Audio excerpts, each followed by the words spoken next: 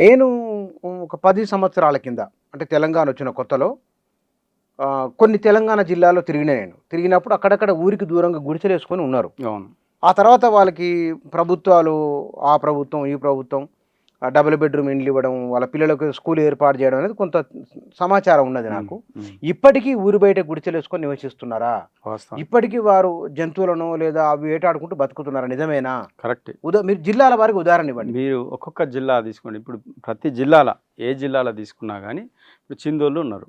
మా జనగామ జిల్లాలో ఎక్కువ ఉంటారు. అదేవిధంగా కరీంనగర్ జిల్లాలో గానీ, సిద్దిపేట జిల్లాలో గానీ, ఈ ప్రాంతాల్లో చిందోళ్ళు ఉన్నారు. వాళ్ళేం చేస్తారు, ఇప్పటికి గూడా ఈ కళా ప్రదర్శనల మీద ఆధారపడ్డారు. మీరు రవీంద్ర భారతి చుట్టూ తిరుగుతా ఉంటారు. మీరు చూడండి. మాకు ప్రోగ్రామ్‌లు ఇయ్యండి అని జెప్పేసి. అక్కడ డైరెక్టర్ దగ్గరకొచ్చి తిరుగుతా ఉంటారు. నేను ఎన్నో సార్లు పోయినా. ఈ ఈ రాష్ట్ర వ్యాప్తంగా కొన్ని వేల మంది కళాకారులు ఉన్నారు. వాళ్ళు చిందు చిందు కళాకారులు. కళాకారులు. వాళ్ళ అవిటినే నమ్ముకొని జీవిస్తున్నారు. ఇంకొక ఉపాధికి వాళ్ళు అంటే ఇప్పుడిప్పుడు కొంతమంది చదువుకున్నోళ్ళు కొంత పిల్లలు పోతున్నారు గానీ, ఇంకా ఈ మిడిల్ ఏజ్ ఉన్న వాళ్ళందరూ గూడా ఇప్పటికి ఇంకా ప్రదర్శనలు ఊర్లలో చేస్తున్నారు. ప్రతి గ్రామానికి వాళ్ళు పోయి నైట్ పూట ఆ ప్రదర్శనలు చేస్తూ జీవిస్తా ఉంటారు. చాలా మీరు ఇంకా కరీంనగర్ జిల్లాలో గానీ, పెద్దపల్లి జిల్లాలో గానీ, ఇక్కడ జనగామ జిల్లాలో, వరంగల్ జిల్లాలో మీరెక్కడైనా గూడా గమనించొచ్చు. నేను స్వయంగా పోయి వాళ్ళ ప్రదర్శనలు గూడా చూసిన పరిస్థితి. వాళ్ళ జీవితాల దగ్గర నుంచి చూసిన పరిస్థితి. డక్కలోళ్ళు ఉన్నారు. వాళ్ళు ఇప్పటికి గూడా ఇంకా భిక్షాటన చేస్తున్నారు. కిన్నెర పట్టుకొని ఇంకా అడుక్కొని జీవిస్తూనే ఉన్నారు. ఇంకా ఇది మాస్టి కులపోళ్ళున్నారు. మాస్టి కులమోళ్ళు ఇంకా కళాకారులుగా వాళ్ళు గూడా చిందోలలాగా కళాకారులుగా ఉంటారు. అదేవిధంగా ఈ గారడి విద్యల ప్రదర్శన చేస్తున్నారు. ఇప్పటికి చేస్తున్నారు. గ్రామాలలో ఇప్పటికి ఉన్నారు గానీ, వీళ్ళు ఎస్సీలు అనేటువంటి సంగతి చాలామందికి తెలవదు. మరి సర్టిఫికేట్లు ఇస్తున్నారా వాళ్ళకు? సర్టిఫికేట్ల కాడ చాలా ఇబ్బంది ఎదుర్కొంటా ఉన్నారు. ఈ సర్టిఫికేట్ల విషయంలో మనం ఎన్నో రకాల ఇలా పోరాటాలు చేస్తూ ఉన్నాం. మాల మాదిగలకు తప్పితే మిగతా కులాలు సర్టిఫికేట్ పొందడం అంటే ఆయన ఒక పిహెచ్‌డి సర్టిఫికేటో, ఒక ఏమంటారు, ఒక డిగ్రీ సర్టిఫికేటో పొందేటువంటి పరిస్థితి. దీని మీద కొన్ని రోజుల నుంచి ఈ కులాల గురించి మేము పోరాడుతూ ఉన్నాం. ఎందుకంటే సాధారణంగా ఈ ఈ కులాలకు కనీస అస్తిత్వం అనేది తెలవాలి. వాళ్ళకి ఆత్మగౌరవంగా నేను ఈ కులం అని చెప్పుకోవాలంటే ఆ కుల ధృవీకరణ పత్రం అవసరం. ఇక్కడనే చాలా వివక్షత ఎదురవుతూ ఉన్నది. మీరు కూడా మొన్న ఆ పత్రికలో కొన్ని కోట్ చేస్తూ మీకు వచ్చినటువంటి అనుభవాలను కూడా మీరు పంచుకున్నారు. అవును. సో మేము కూడా ఇదంతా చూసినాం. అంటే ఇంకా మీరు దాన్ని గమనించరు దూరం నుంచి, కానీ అధికారులకు ఇంకా దాని మీద ఎక్కడ కూడా కనీసం ఈ కులాలను గుర్తిస్తాము, ఏమంటారు, దేవుడు వరం ఇచ్చిన పూజారి ఆయనకు అందనీయడు అన్నట్టుగా అవగాహన లేక ఇప్పుడు అవగాహన అనేటువంటిది ప్రభుత్వాలు ఎన్నో జీవోలు తీసుకొస్తూ ఉన్నారు. దానికి సంబంధించిన గైడ్లైన్స్ ఉంటా ఉన్నాయి. అయినప్పటికీ కూడా వీళ్ళు అధికారులు అవగాహన అంటే పెంచుకోకపోవడం వల్ల మాకు అదొక శాపం తయారైంది ఈ కులాలకు. ఇప్పుడు ఒక కులం వ్యక్తి వస్తాడండి. ఆడికి వచ్చినప్పుడు ఆయన మీద ఇదొక అట్రాసిటీ, ఒక డిస్క్రిమినేషన్ అధికారుల దగ్గరనే మొదలవుతూ ఉన్నది. స్కూల్లో చదివినప్పటి నుంచి కులపత్రం, నీకు కనీసం స్కాలర్షిప్ కావాలన్నా కులపత్రం కావాలి. నీకు అధికారి దగ్గరకు పోతే నువ్వు ఈ కులం అని నాకు నమ్మకం ఏంది, మేము ఏంది నీకు మిగతా వాళ్ళతోటి నువ్వు గుడికి పోతున్నావు కదా, మిగతా వాళ్ళతో నువ్వు కలిసి తింటున్నావు కదా, నీ వివక్షత ఉన్నదా లేదా, ఈ రకమైనటువంటి ఒత్తిడి మానసిక, అంటే నువ్వు ఇప్పుడు ఇది స్వాతంత్రం వచ్చి దాదాపు 75 సంవత్సరాలు గడిచిపోతున్నప్పటికీ ఇవాళ రాజ్యాంగమే అందరికి కూడా ఈ ఏదైతే అణచివేతకు అంటరానితనకు గురవుతున్నటువంటి కులాలను కూడా సమానంగా చూడాలా, వాళ్ళకి ఎట్లాంటి వివక్షత అనేటువంటిది లేకుండా చూడాలా, వాళ్ళకు కూడా అన్ని రంగాల్లో కూడా అవకాశాలు కల్పించాలని రాజ్యాంగం చెప్తా ఉంటే నీకు ఇప్పటికి ఇంకా వివక్షత ఉన్నదా, నీకు వాళ్ళు ఇంకా అన్టచబిలిటీగా నిన్ను చూస్తున్నారా, ఇట్లాంటి క్వశ్చన్లతోటి ఇంకా ఈ ఏమంటారు, ఒక పెంక మీద నుంచి పొయ్యిలో పడ్డట్టుగా ఈ సర్టిఫికేట్ ఇష్యూ చేసే అధికారాన్ని ఈ అందరికీ తహసీల్దార్ ఇస్తే ఆయన నుంచి కొంతమందికి ఆర్డీఓను, కొంతమందికి కలెక్టర్ దగ్గర పెట్టారు. తహసీల్దారే గుర్తించినప్పుడు ఇంకా ఆర్డీఓ కలెక్టర్ దగ్గరకు పోయి ఈ కులాల వాళ్ళు ఏ రకంగా సర్టిఫికేట్ తీసుకోగలుగుతారు? చాలా దారుణమైనటువంటి పరిస్థితి ఇలా ఈ కులాలు ఎదుర్కొంటారు. కానీ రెవెన్యూ వ్యవస్థలోకి ఎస్సీలు ఎస్టీలు కూడా చాలా పెద్ద సంఖ్యలో వచ్చిండ్రు. మునుపట్లాగా లేదు. పై కులాల్లో ఉన్న వాళ్ళు కొంత దయార్థ హృదయులు ఉంటారు, అర్థం చేసుకునేవారు. అలాంటి వారు కూడా ఎవరు లేరా? ఉంటారు కదా. అయితే అక్కడక్కడ ప్రతి చిన్న దగ్గర కూడా పోరాటం చేయవలసిన పరిస్థితి వస్తుంది. ప్రతి దగ్గర కూడా ఇప్పుడు అదే మనకు ఈ ఈ ఈ ఈ యొక్క ఇష్యూ ఎందుకు వస్తుంది అనేటువంటిది అధికారులు కూడా గమనించుకోవాలి. ఫస్ట్ మొదట్లో అందరికి కూడా ఈ రాజ్యాంగం గుర్తించినటువంటి షెడ్యూల్డ్ కులాలు ఏవైతే ప్రతి రాష్ట్రంలో రికగ్నైజ్ చేసినారో ప్రతి రాష్ట్రం కూడా అక్కడ ఉన్నటువంటి షెడ్యూల్లో ఎవరిని పెట్టాలని అప్పుడు రాజ్యాంగం రాసినప్పుడు గెజిట్ రిలీజ్ చేసిండ్రు. అందులో మనకు రాష్ట్రంలో ఇక్కడ 59 కులాలుగా గుర్తించారట, ఆంధ్రప్రదేశ్లో కానీ ఇక్కడ తెలంగాణలో కానీ. సో ఈ 59 కులాలను చంద్రబాబు నాయుడు గవర్నమెంట్ 1997లో 58 జీవో అనేటువంటిది ఒకటి తీసుకొచ్చింది. ఈ 58 జీవో ద్వారా ఏం చేసినారంటే అప్పుడు నిజంగా ఈ అధికారులకు నిజంగా అవగాహన లేకపోవడం వల్ల మేము ఎంత ఇబ్బందిని ఎదుర్కొంటా ఉన్నామనంటే ఈ 58 జీవోలో మనకి ఒక 18 కులాలను ఎంఆర్ఓ ద్వారా, మిగిలిన కులాలను ఆర్డీఓ ద్వారా సర్టిఫికెట్లు ఇవ్వాలని చెప్పేసి అప్పుడు ధృవీకరించడం జరిగింది.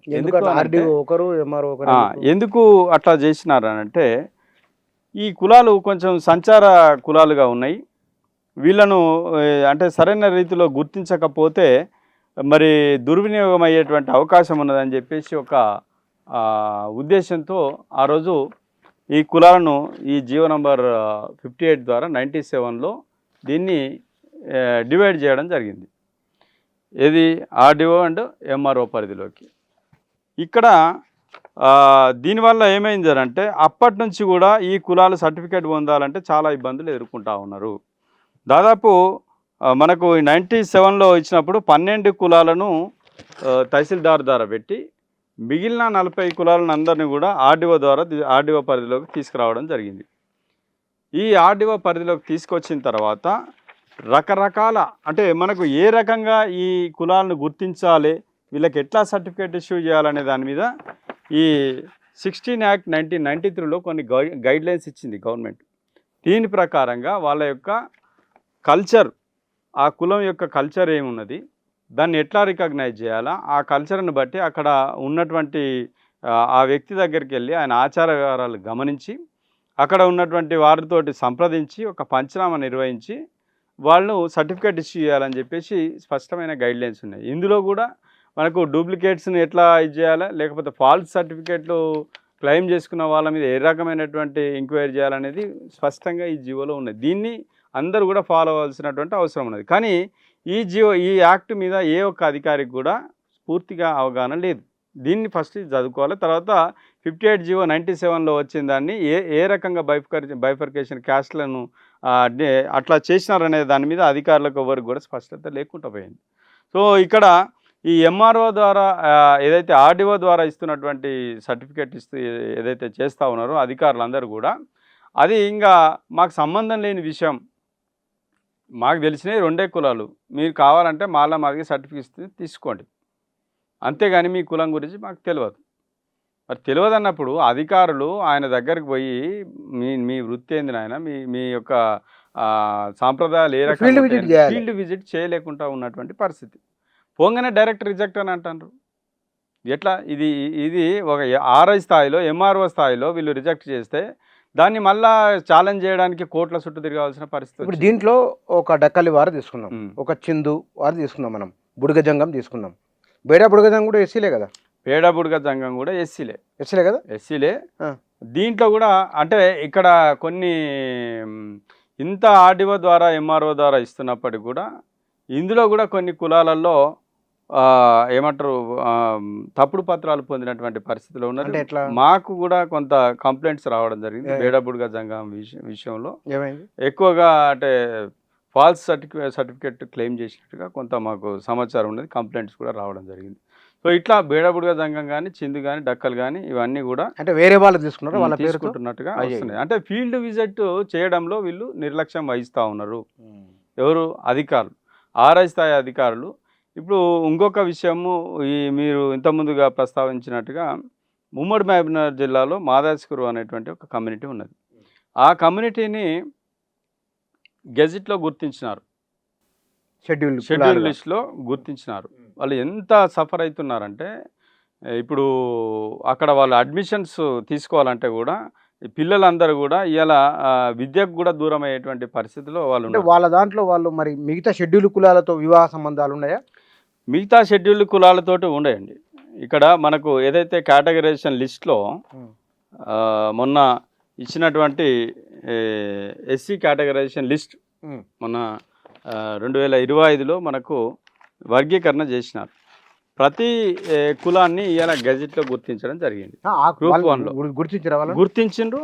గ్రూప్ 1లో 15 కులాలు, అదేవిధంగా గ్రూప్ 2లో 18 కులాలు, గ్రూప్ 3లో మనకు 26 కులాలు ఉన్నాయి. 26 కులాలలో కూడా ఈ మాదాసి కురువ కులం అనేటువంటిది ఉంటుంది. గ్రూప్ 3లో గజెట్ గుర్తించింది. జనాభా లెక్కల్లో మరి కేసీఆర్ నిర్వహించిన సర్వేలో వాళ్ళు దాదాపు 2 విషయాలు చెప్పండి. ఇప్పుడు 2011 జనాభా లెక్క ఎంత ఘోరం అంటే మొన్న ఒక కంప్లైంట్ నేను చూసిన, ఆర్డీఓ గారు ఒక లెటర్ రాయడం జరిగింది. కావాలని ఎంటబడి వాళ్ళని నాడ వివక్షత చూపిస్తూ ఉన్నారు. మాదాసి కురువ అనేటువంటి మేము మాదాసి కురువలం నాయన అంటే మీరు కాదు అని చెప్పేసి వాళ్ళను మీరు కురువలు అని చెప్పేసి సర్టిఫై చేస్తూ ఉన్నారు. కురువ అని అంటే ఈ కురువ అనే కులము బీసీల ఉన్నదంటే బీసీలకు కూడా లేదు, కానీ బీసీ కురువ అని ఇస్తున్నారు వాళ్ళకు. కురుమా ఉంటుంది, కురుబా ఉంటుంది బీసీలలో. కర్ణాటక కురుబా ఉంటుంది. మీరు కురువ కాకుండా కురువ అని చెప్పేసి ఇస్తూ ఉంటారు. జనరల్గా మనకు ముదిరాజులు లేదంటే ఇది పద్మశాలీలు అన్నాక చాలోళ్ళు అని అంటాం. జనరల్గా మనం పద్మశాలీలు అని చెప్పే కాడ షార్ట్ కట్లో చాలోళ్ళు అంటాం. మాదాసి కురువ అనేటువంటి పూర్తి పదం పిలవకుండా వాళ్ళు కురువలు అని అంటారు. కురువ అయితే వీళ్ళ కల్చరు అండ్ యాదవుల కల్చర్ వేరే ఉంటుంది. Okay, different. గొల్లకుర్మ అంటారు కదా, గొల్లకుర్మ అంటారు. గొల్లకుర్మలకు వీళ్ళకి సంబంధం లేదు. వీళ్ళ కురుమలు వేరు, ఈ కురువ వేరు. సో మాదాసి కురువ లిస్ట్ ఉన్నది. రెండోది 2011 లిస్టులో ఇది జనాభా లెక్కల్లో వీళ్ళ జనాభా చూపించడం జరిగింది. దాదాపు 3000 చిల్లర జనాభా వాళ్ళు చూపించడం జరిగింది కురువకు సంబంధించి. తర్వాత మొన్న చేసినటువంటి కులగణన సర్వేలో 53,000 జనాభా ఉన్నది వీళ్ళది ఆ నియోజకవర్గం, ఆ జిల్లాలో, ఉమ్మడి మహబూబ్నగర్ జిల్లాలో 53,000 ఉన్నది. కేసీఆర్ చేసినటువంటి సర్వేలో కూడా 52,000 చిల్లర అక్కడ వచ్చింది. ఇక్కడ ఆర్డీఓ ఏం చేస్తాడు, 2011 జనాభా లెక్క లోపల 253 మంది ఉన్నారు మొత్తం మాదాసి కురువలు. వాళ్ళు కూడా ఏపీలో ఉన్నారు, తెలంగాణలో లేరు అని రాస్తాడు. మరి 2011 లెక్కల్లోనే మరి 3,000 జనాభా చూపించినప్పుడు కనీసం అధికారులు ఒక రికార్డ్ అన్న వెరిఫై చేసుకోవాలి కదా. వీళ్ళు ఏది చేయకుండా ఉట్టిగా వాళ్ళ జీవితాలను వాళ్ళ తలరాతను వీళ్ళే రాసి పాడేసి ఇలా తప్పుడు రిపోర్ట్లు ఇస్తూ ఉంటే వీళ్ళు కోట్ల చుట్టూ తిరగాల్సినటువంటి పరిస్థితి వచ్చింది. ఇలా మేము అసలు బీసీలమా, ఎస్సీలమా, ఓసీలమా, మరి ఏదనేటువంటిది ఒక డిక్లేర్ చేయండి అని చెప్పేసి వాళ్ళు ఇవాళ రోడ్డు మీదకి ఎక్కి మేము ఇవాళ చావాలన్నా బతకాలన్నా కనీసం మేము ఇవాళ కనీసము ఈ భారత పౌరులుగా కూడా గుర్తించలేనటువంటి పరిస్థితి. కనీసం అది కాకపోతే ఈడబ్ల్యూఎస్ అన్న పెట్టండి మమ్మల్ని. మరి బీసీలలో పెట్టాలంటే మరి మా కులమే బీసీ కానప్పుడు వాళ్ళు ఊరుకోరు కదా. ఇప్పుడు చెప్తున్నాం, ఇప్పుడు వాళ్ళ సంత కులమే మాది, ఈ కులము మా వృత్తి ఆచార వ్యవహారాలు ఇవి అని చెప్పంగా కూడా మీరు ఇది కాదు అని వాళ్ళు డిక్లేర్ చేస్తూ ఉంటే మీరు వేరే ఎంక్వైరీ చేయండి, ఫీల్డ్ విజిట్ చేయండి. వాళ్ళకు ఉన్నటువంటి ఏదైతే ఎథ్నోగ్రాఫిక్ వాళ్ళ యొక్క కల్చర్ రిపోర్ట్ ఏదైనా ఉందో అది తెప్పించుకొని మీరు చూడండి. అట్లా కానీ మీరు లేరు అని చెప్పేసి ఏ కులపోలు అయినా కానీ రకరకాల ఇబ్బందులు పెట్టడం, ఏది గజిటెడ్ సంతకాలు తెమ్మనడం, లేకపోతే ఎంప్లాయీ షూరిటీలు పెట్టమనడం, ఇది ఒక చాలా రకమైనటువంటి ఒక డిస్క్రిమినేషన్ అధికారుల నుంచి వివక్ష అవుతుంది.